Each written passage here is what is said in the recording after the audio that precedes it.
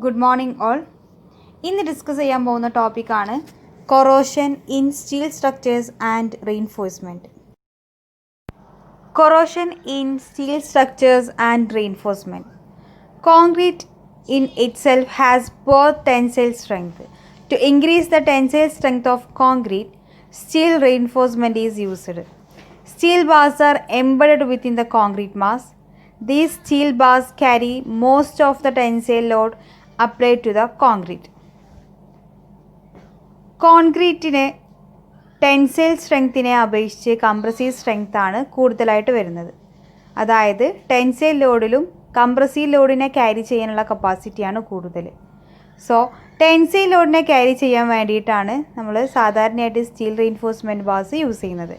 Steel reinforcement ബാറുകൾ കോൺക്രീറ്റിൽ മുക്കി വെച്ച രീതിയിലാണ് നമ്മൾ കൺസ്ട്രക്ട് ചെയ്യുന്ന സമയത്ത് ചെയ്യാറ്. Okay. Due to various reasons, the steel bars may get corroded over a long period of time. കുറേ വർഷങ്ങൾ കഴിയുമ്പോൾ വ്യത്യസ്തമായ കാരണങ്ങൾ കൊണ്ട് കോൺക്രീറ്റിലെ സ്റ്റീൽ ബാർസിന് കൊറോഷൻ സംഭവിക്കുന്നു അഥവാ തുരുമ്പ് പിടിക്കുന്നു. Corrosion of steel reinforcement bar is basically an electrochemical reaction. Reinforcement ബാറിൻ്റെ കൊറോഷൻ ഒരു ഇലക്ട്രോകെമിക്കൽ റിയാക്ഷൻ ആയിട്ടാണ് പറയുന്നത്. ഫിഗറിൽ നോക്കുക. നമ്മൾ സാധാരണയായിട്ട് കണ്ടുവരുന്ന കോൺക്രീറ്റിലെ സ്റ്റീൽ സ്ട്രക്ചേഴ്സിലെയും കൊറോഷനാണ്. അതായത് കോൺക്രീറ്റിലെ റീഇൻഫോഴ്സ്മെൻറ്റിനും അതുപോലെ തന്നെ സ്റ്റീൽ സ്ട്രക്ചേഴ്സ് ആയിട്ടുള്ള ട്രസ്സസ്, പൈപ്പ് ലൈൻസ് തുടങ്ങിയിട്ടുള്ളവയ്ക്കും ഉണ്ടാകുന്ന കൊറോഷൻ്റെ ഫിഗേഴ്സാണിത്. നെക്സ്റ്റ് നോക്കുക. Causes of corrosion in reinforcement steel. Reinforcement ബാറുകളിൽ കൊറോഷൻ സംഭവിക്കാനുള്ള മെയിനായിട്ടുള്ള കാരണങ്ങളാണ് പറയുന്നത്. സാധാരണയായിട്ട് ക്ലോറൈഡ് അയൺസിൻ്റെ പ്രസൻസ് കാരണം സ്റ്റീൽ റീഇൻഫോഴ്സ്മെൻറ്റിൻ്റെ സർഫസ് ഫിലിമിൽ ഫെയിലിയർ ഉണ്ടാവുക, അല്ലെങ്കിൽ അറ്റ്മോസ്ഫറിക് കാർബൺ ഡൈ ഓക്സൈഡിൻ്റെ പ്രസൻസിൽ കോൺക്രീറ്റുമായിട്ട് റിയാക്ട് ചെയ്തിട്ട് കോൺക്രീറ്റിന് ന്യൂട്രലൈസേഷൻ സംഭവിക്കുന്നതിൻ്റെയൊക്കെ ഫലമായിട്ടാണ് കൊറോഷൻ സംഭവിക്കുന്നത്. ഓക്കെ. എങ്കിലും മെയിനായിട്ടുള്ള factors responsible for corrosion of reinforcement bars എന്ന് പറയുന്നത്, ഫസ്റ്റ് വൺ നോക്കുക. Loss of alkalinity due to carbonation, അല്ലെങ്കിൽ കാർബണേഷൻ എന്ന് തന്നെ പറയാം. റീഇൻഫോഴ്സ്മെൻറ്റ് ബാർ അറ്റ്മോസ്ഫിയറുമായിട്ട് നേരിട്ട് കോൺടാക്റ്റ് വരുന്ന സ്ഥലങ്ങളിൽ അറ്റ്മോസ്ഫിയറിലെ കാർബൺ ഡൈ ഓക്സൈഡുമായിട്ട് റിയാക്ട് ചെയ്തിട്ട് റീഇൻഫോഴ്സ്മെൻറ്റ് ബാറിന് റസ്റ്റ് ഫോം ചെയ്യുന്നത് അല്ലെങ്കിൽ കൊറോഷൻ സംഭവിക്കുന്ന പ്രോസസ്സാണ് ഈ കാർബണേഷൻ എന്ന് പറയുന്നത്. ഓക്കെ. സെക്കൻഡ് വൺ നോക്കുക. Loss of alkalinity due to chlorides. അതായത് ക്ലോറൈഡ് അയൺസിൻ്റെ പ്രസൻസ് കാരണം സ്റ്റീൽ റീഇൻഫോഴ്സ്മെൻറ്റ് ബാറിൻ്റെ സർഫസ് ഫിലിമിൽ ഫെയിലിയർ ഉണ്ടാവുമെന്ന് പറഞ്ഞു. അങ്ങനെ ഉണ്ടാവുന്ന കൊറോഷനാണ് സെക്കൻഡ് ആയിട്ട് പറയുന്നത്. തേർഡ് വൺ നോക്കുക. Cracks in concrete. കോൺക്രീറ്റ് ക്രാക്സിലൂടെ റീഇൻഫോഴ്സ്മെൻറ്റ് അറ്റ്മോസ്ഫിയറിലേക്ക് എക്സ്പോസ് ചെയ്യുന്നത് കൊണ്ട് കാർബണേഷൻ എന്ന് പറയുന്ന പ്രോസസ്സ് നടക്കുന്നു. ഫോർത്ത് വൺ നോക്കുക. Moisture pathway. Regular wetting of concrete, water reaches reinforcement through small pores or voids. റെഗുലറായിട്ട് കോൺക്രീറ്റ് നനഞ്ഞുകൊണ്ടിരിക്കുകയാണെന്നുണ്ടെങ്കിൽ ചെറിയ പോർസിലൂടെ അല്ലെങ്കിൽ വോയിഡ്സിലൂടെയൊക്കെ വാട്ടർ എന്ത് ചെയ്യും, റീഇൻഫോഴ്സ്മെൻറ്റ് ബാറിൻ്റെ അടുത്തേക്ക് വരും. ഇങ്ങനെ ഇത് റീഇൻഫോഴ്സ്മെൻറ്റ് ബാറിൽ കൊറോഷൻ സംഭവിക്കാനുള്ള ചാൻസസ് കൂട്ടുന്നു.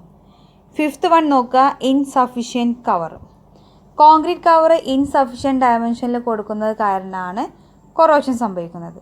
സാധാരണയായിട്ട് സ്ലാബിന് 2.5 സെൻറ്റിമീറ്റർ, അതുപോലെ തന്നെ ബീമും കോളത്തിനൊക്കെ 4 സെൻറ്റിമീറ്റർ ഒക്കെയാണ് മിനിമം നമ്മൾ റീഇൻഫോഴ്സ്മെൻറ്റിൻ്റെ അല്ലെങ്കിൽ കോൺക്രീറ്റിൻ്റെ കവർ പ്രൊവൈഡ് ചെയ്യുന്നത്.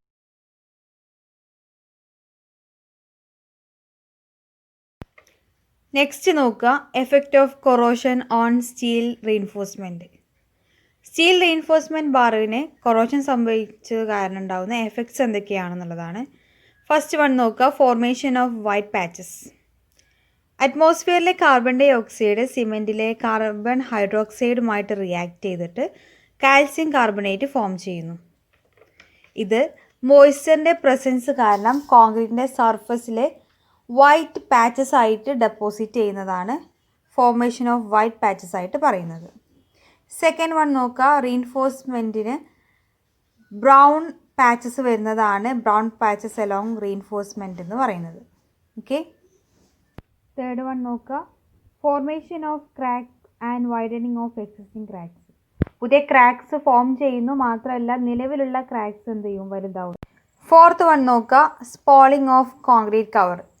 സ്റ്റീലും കോൺക്രീറ്റും തമ്മിലുള്ള ബോണ്ട് ബ്രേക്ക് ആവുക അല്ലെങ്കിൽ ആ ബോണ്ടിൻ്റെ സ്ട്രെങ്ത് കുറയുന്നത് കാരണം കോൺക്രീറ്റിൻ്റെ കവർ പൊളിഞ്ഞു ചാടുന്ന ഒരു സിറ്റുവേഷനാണ് സ്പോളിംഗ് ഓഫ് കോൺക്രീറ്റ് കവർ എന്ന് പറയുന്നത്. ഓക്കെ, ആൻഡ് ഫിഫ്ത്ത് വൺ നോക്കുക, ബക്ലിംഗ് ഓഫ് ബാസ്.